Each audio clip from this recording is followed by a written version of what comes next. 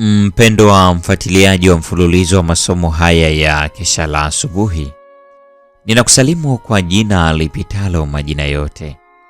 Hili sio jina la mtu awaye yote, bali ni jina la Bwana wetu Yesu Kristo. Karibu katika mfululizo wa masomo ya Kesha la Asubuhi. Leo ni Januari 2 ya mwaka wa 2026.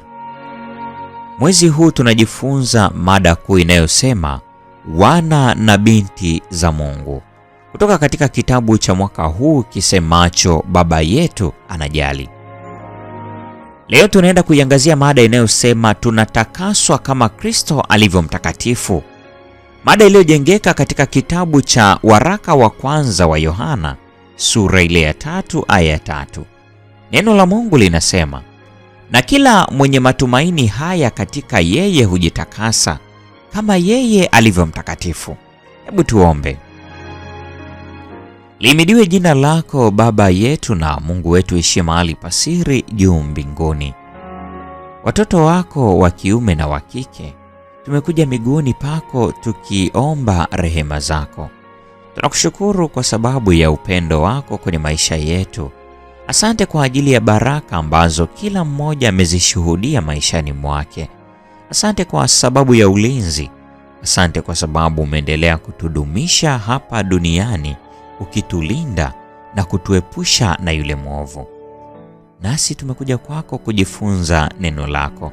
Tusamehe dhambi zetu na utembee nasi kila wakati.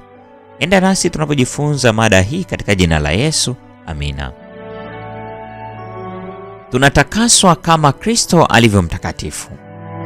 Yesu anataka kuadilisha na kutakasa akili ya mwanadamu, akiitakasa katika uchafu wote, ili aweze kuuthamini sana upendo usio na kifani. Kwa njia ya toba, imani na matendo mema, anaweza kukamilisha tabia ya haki na kudai kupitia kwa ustahilifu wa Yesu Kristo, haki za wana wa Mungu. Kanuni za ukweli wa Mungu ukipokelewa na kuthaminiwa moyoni, utatufikisha katika kilele cha ubora wa kimaadili ambao hatujawahi kufikiri kuwa inawezekana kwetu kufikia. Na kila mwenye matumaini haya katika yeye hujitakasa kama yeye alivyo mtakatifu. Utakatifu wa moyo na usafi wa maisha zilikuwa ni mada kuu za mafundisho ya Yesu. Katika hubiri lake la mlimani, baada ya kuweka wazi kile ambacho ni lazima kifanywe ili kubarikiwa na kile ambacho hakipaswi kufanyika, anasema, basi ninyi mtakuwa wakamilifu kama Baba yenu wa mbinguni alivyo mkamilifu. Ukamilifu, utakatifu, hakuna kilicho pungufu ya haya kingewapa mafanikio katika kutekeleza kanuni alizokuwa amewapatia. Pasipokuwa na huu utakatifu, moyo wa mwanadamu ni binafsi uliojaa dhambi na mpotovu.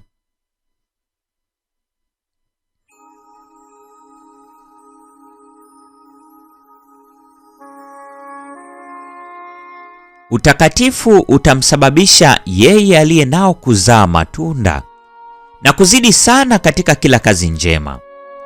Kamwe hatachoka kutenda mema wala kutafuta cheo katika ulimwengu huu, bali atangojea kupandishwa cheo na Mungu wa mbinguni pale atakapowainua watu wake waliotakaswa na watakatifu kwenye kiti chake cha enzi.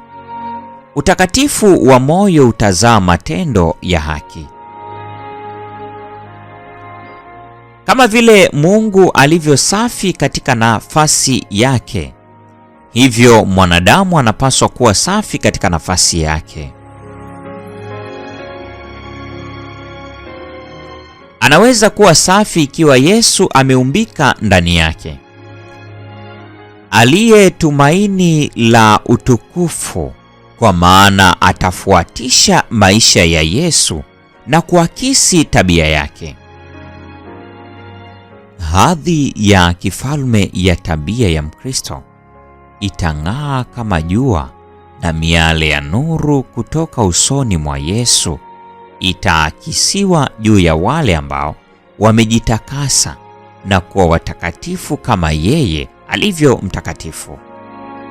Usafi wa moyo utaongoza hata kufikia usafi wa maisha.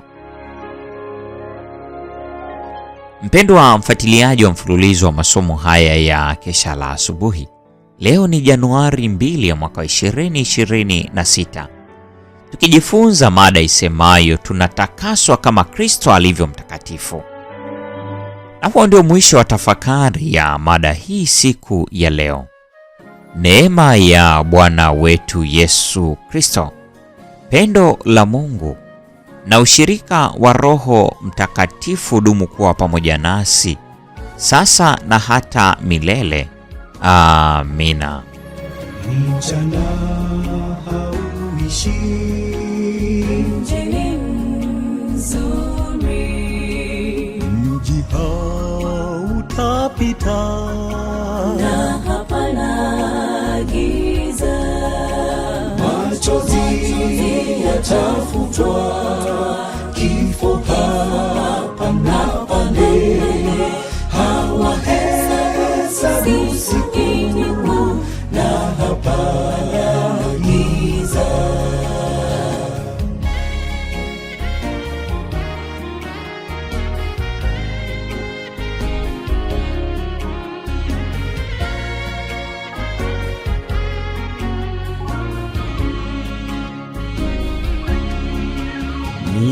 Milangoni ya lulu, mjini mzuri, dhahabu njia zake, na hapana giza. Machozi yatafutwa, kifo hapa na pale, hawahesabu siku na hapana giza.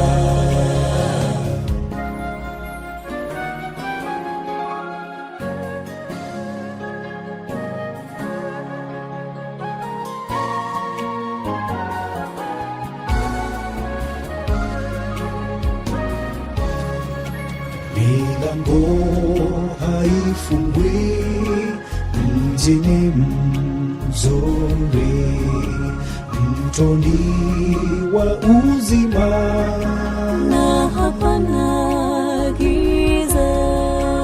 Machozi yatafutwa, kifo hapa na pale, hawahesabu siku na hapana giza.